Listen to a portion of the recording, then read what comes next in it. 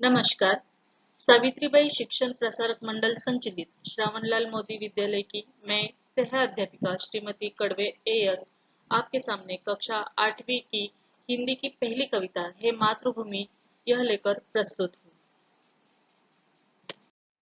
कविता के घटक इस प्रकार रहेंगे। सबसे पहले हम कविता पढ़ेंगे, उसके बाद कवि परिचय, उसके बाद कविता का भावार्थ देखेंगे और कविता के संबंधित जो शब्दार्थ है वो भी देखेंगे।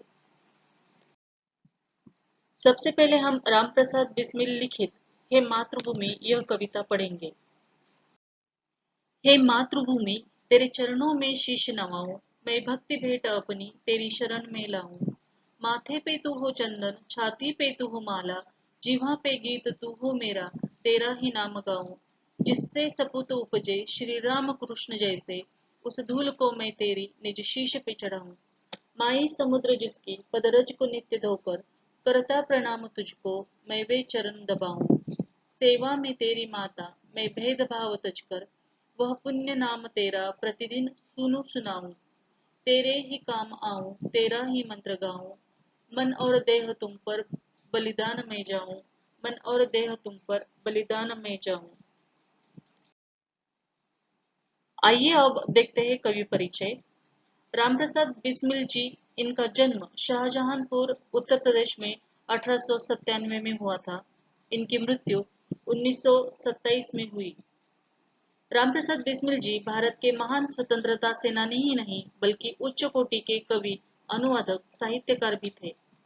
आपने देश की आजादी के लिए अपने प्राणों की आहुति दे दी। सरफरोशी की तमन्ना अब हमारे दिल में है, यह जो प्रसिद्ध रचना है ये बिस्मिल जी की ही है। बिस्मिल जी उपनाम के अतिरिक्त इन्होंने राम और अज्ञात के नाम से भी कविताएं लिखी है। उनकी प्रमुख रचनाएं हैं मन की लहर और आत्मकथा आदि। प्रस्तुत कविता में क्रांतिकारी एवं स्वतंत्रता सेनानी कवि रामप्रसाद बिस्मिल जी ने मातृभूमि के प्रति अपने प्रेम और भक्ति भावना को व्यक्त किया है। यहाँ आपने मातृभूमि की सेवा करने और देश हित में निछावर हो जाने की लालसा व्यक्त की है। आइए अब हम कविता का भावार्थ देखेंगे। हे मातृभूमि तेरे चरणों में शीश नवाऊं, मैं भक्ति भेंट अपनी तेरी शरण में लाऊं। माथे पे तू हो चंदन, छाती पे तू हो माला, जीवा पे गीत तू हो मेरा, तेरा ही नाम गाऊं। इस पंक्तियों में कवि कहते हैं कि हे मातृभूमि मैं तेरे चरणों में अपना सिर झुकाता हूँ। मैं अपनी भक्ति रूपी भेंट लेकर तेरी शरण में आना चाहता हूँ। माँ मेरे मस्तक पर तुम ही चंदन के समान विराजित हो। जैसे चंदन को हम माथे पर लगाकर उसको सम्मान देते हैं, उसी प्रकार कवि यहाँ कहना चाहता है कि मातृभूमि तू चंदन के समान मेरे माथे पर विराजमान हो। छाती पे तू हो माला, जैसे हम माला को पैदल तले रौंदते नहीं हैं, उसे गले में पहनकर उसको सम्मान देते हैं, उसी तरह कवि अपनी मातृभूमि को सम्मान देना चाहता है। जिह्वा पे गीत तू हो मेरा, तेरा ही नाम गाऊं। कवि चाहता है कि जिह्वा पर हमेशा मेरे मातृभूमि का ही नाम सदैव रहे, मैं उसी के गीत सदैव गाता रहूं। जिससे सपूत उपजे श्री राम कृष्ण जैसे, उस धूल को मैं तेरी निज शीश पे चढ़ाऊं। माई समुद्र जिसकी पदरज को नित्य धोकर, करता प्रणाम तुझको मैं वे चरण दबाऊं।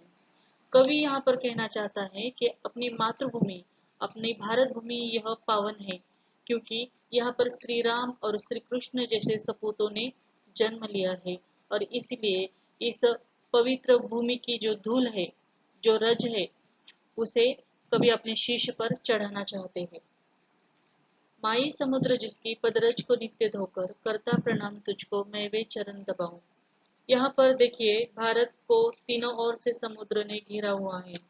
समुद्र की लहरें जब किनारे पर आती है और फिर लौट जाती है, तो कवि कहता है कि ये समुद्र का जो जल है वो इस धरती माँ को, माँ के पैरों को धोकर वापस जा रहा है, उसे सम्मानित कर रहा है। उसी प्रकार कवि भी चाहता है कि वो भी इस मातृभूमि के चरण दबाए। यहाँ पर चरण दबाने का मतलब है मातृभूमि की सेवा करना। जिस प्रकार समुद्र मातृभूमि की सेवा कर रहा है, उसके पदचरण धोकर उसी प्रकार कवि भी चाहता है कि वो भी मातृभूमि की सेवा नित्य करता रहे। सेवा में तेरी माता मैं भेदभाव तज कर वह पुण्य नाम तेरा प्रतिदिन सुनूं सुनाऊं। कवि यहाँ पर कहते हैं कि अपनी भारत भूमि विविधताओं से परिपूर्ण है, लेकिन इस विविधताओं में वे किसी भी प्रकार का भेदभाव नहीं करना चाहते।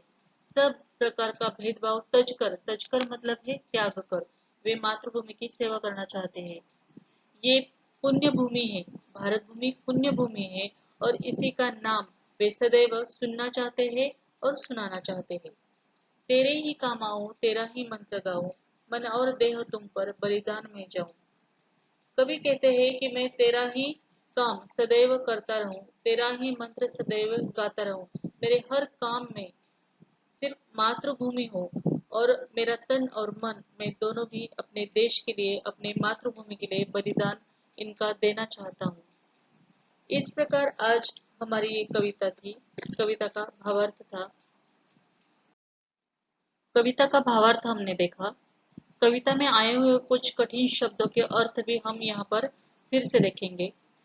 नवाना मतलब झुकाना, शीश का अर्थ है सिर, और भेंट का अर्थ है उपहार। जिह्वा मतलब जीभ, और निज मतलब अपने। रज को धूल कहते हैं, और तजकर मतलब त्याग कर। इस प्रकार के ये कठिन शब्द आपको ध्यान में रखने हैं। ये कविता यहाँ पर संपन्न होती है, और अगले लेक्चर में हम वारिस कौन ये पाठ देखेंगे। धन्यवाद।